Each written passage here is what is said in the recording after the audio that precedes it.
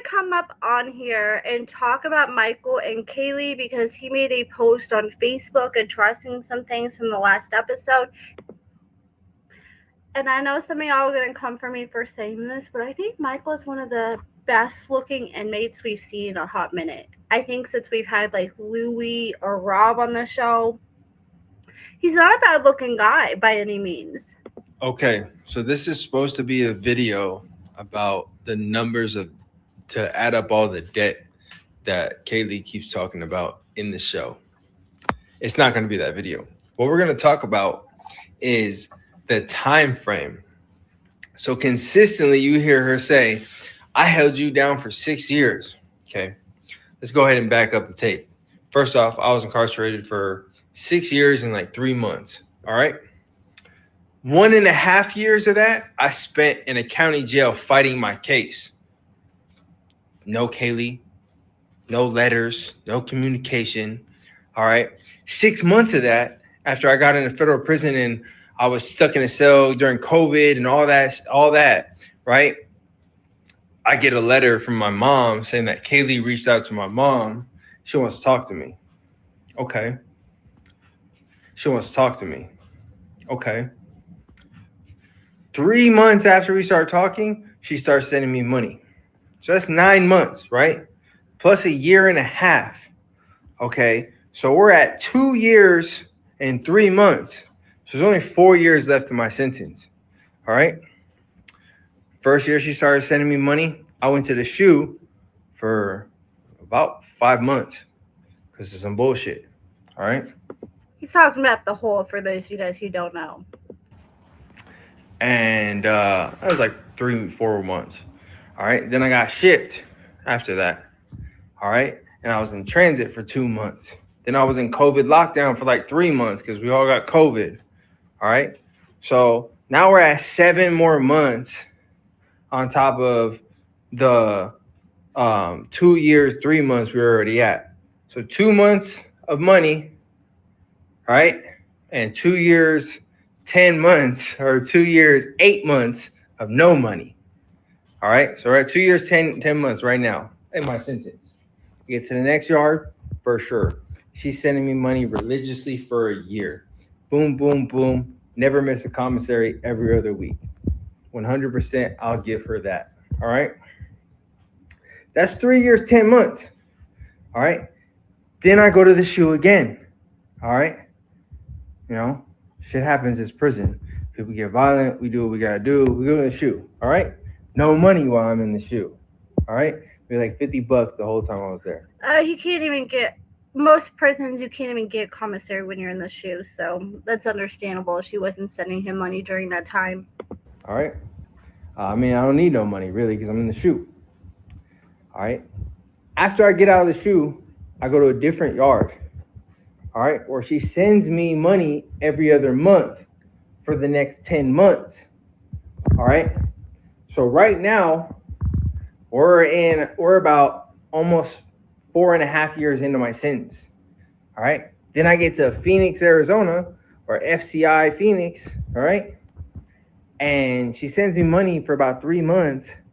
And then she sends me money 2 months later. And then for the last 8 months of my sentence, she didn't send me a dime. I paid for everything myself. I hustled it all off the land. That $15,000 I had, that wasn't her money. That was money that I made off hustling in prison, selling honey buns, selling this, selling that, doing whatever I had to do to get that 15 grand.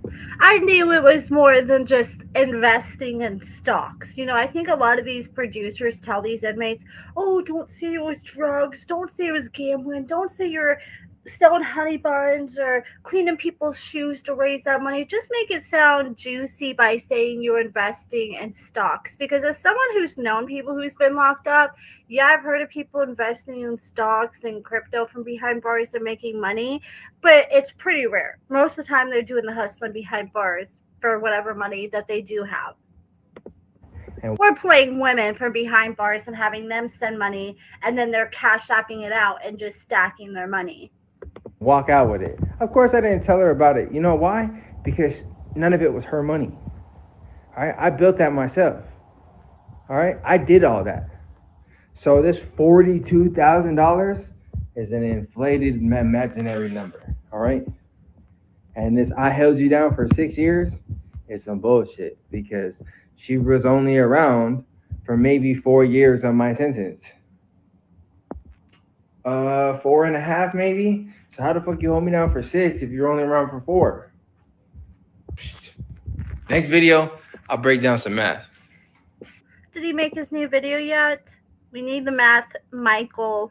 A lot of people in the comments were also pointing out, well, yeah, it may have only been 4 years, but you said she was sending you money every week the whole 4 years up until the last 8 months. So if you do the math, it probably was about over $8,000 or over $40,000. Like, let's look at the comments.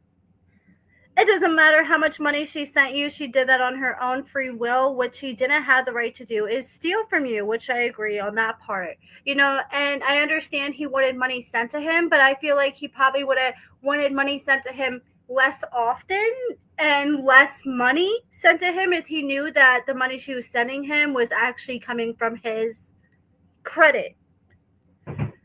I feel like he would have wanted less money and he would have took money less often if he knew that the money was coming from his credit cards. He wouldn't have had that honey bun money if it wasn't for Kayleigh. Okay, someone said, I didn't know they sell ribeyes in the joint. And he said, you can buy anything with a little bit of money in a Jersey sales pitch. And if you're a good-looking dude like Michael, you're going to be able to probably convince female CEOs to bend the rules a little more than they typically would. You know, did you guys hear about that CEO that got fired and arrested because he was selling like chicken wings for $20 a pop?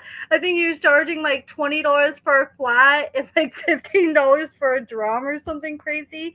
Yeah, he eventually got caught up because one of the inmates got mad because he didn't bring enough wings for him. I'm a nice person. Okay, so I'll admit, back in the day, I was a violent person. He kind of reminds me of the filters that Michael Harmon wears. Okay, so I'll admit, back in the day, I was a violent person. And I was for real a piece of shit. And I was not a nice person. And there's a lot of people that I had some interactions with that have taken it to heart and still think about it 20 years later. I've had a few of them reach out to me and talk to me and tell me that a night that most of them, honestly, I don't remember, I got aggressive with them and I yelled at them. I told them some things, or they had experience with me that scared them. And every single one has the same result, though. They quit doing drugs, got out the scene, changed their life, and they're all doing great now. So was it a bad way to get them to a good place? 100%. What I'm here to say is, one, if you're out there and you feel like I wronged you in the past or anything like that, I apologize. 100%. When I was out there running and gunning, doing drugs, I was a bad person. I'm a totally different person now. Not many people know that because I don't really hang out with a lot of people. I don't really care to, honestly. Another thing is, if you're holding on to something from 20 years ago, my advice to you would think about trauma. People think about trauma as a bad thing. And honestly, if you survive that trauma and that trauma changes your life for the better, it's actually a starting point to a good chapter in your life. Sometimes we got to endure bad things to reach our potential or to get good things. So maybe change your perception, honestly. I'm not saying you're wrong for how you feel. I'm just saying don't always look at the negative thing as a negative thing, because just because someone scared the shit out of you back in the day and it made you stop doing drugs, well, I mean, that negative occurrence led you to the path that you're on. Sounds like he was probably robbing people and stealing stuff from people and had people in fear of their lives. somebody tried to message me and tell me that him and Kayleigh got divorced in March, but I can't say 100% for sure if that's true or not because I have not been able to find the divorce documents to back that up. But I am going to continue looking into that because I just have a feeling they're not together anymore. I personally have a feeling that he has broken up with Kayleigh or they've split up, and I don't know, this is just an assumption. I have a feeling he's probably living with his mama. Just from what I've seen in the back of the house while he's been walking around, it kind of looks like the home is someone who's like in their 40s, 50s, or 60s. Maybe it's the halfway house, but I feel like we would see more people if this was the halfway house.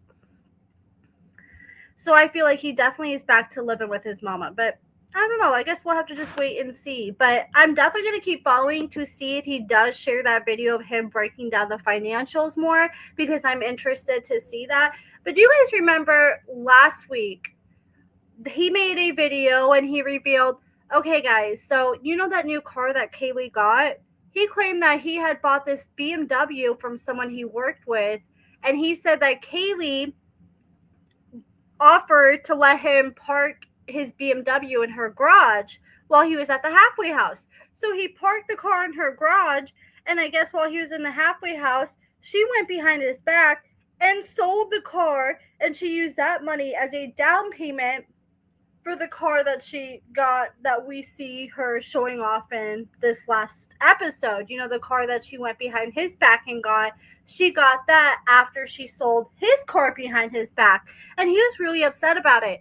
Well, someone sent me this post from Kiki and Kibitz where Kayleigh actually went into the comments under one of her posts talking about the situation. And Kayleigh claims that Michael is lying. She said, no, I'm just going to pull it up because I don't want to rephrase this wrong. Hang on. Let's see. Pretty much they share a synopsis of what I just explained. And Kayleigh came into the comments and she said, or no, not Kayleigh. Someone sent to the comments and said, so she signed the paper title. She signed what? The math ain't mathin'. Private sale. Why not press charges? And Kayleigh said, because it's not all the truth. He knew about it. It wasn't nice because when did super nice and super cheap in regards to a BMW ever go in the same sentence? Also, if it was so nice, why did his mom buy him his Jeep that he drives and that BMW sits in my garage because it wouldn't make it back to the halfway house? I'm not going to lie, I kind of have trust issues when it comes to Kayleigh after seeing how much she has lied to Michael. But I kind of believe a little bit of what she's saying. I think there's a little bit of truth to what she was saying, that his car probably wasn't running the best.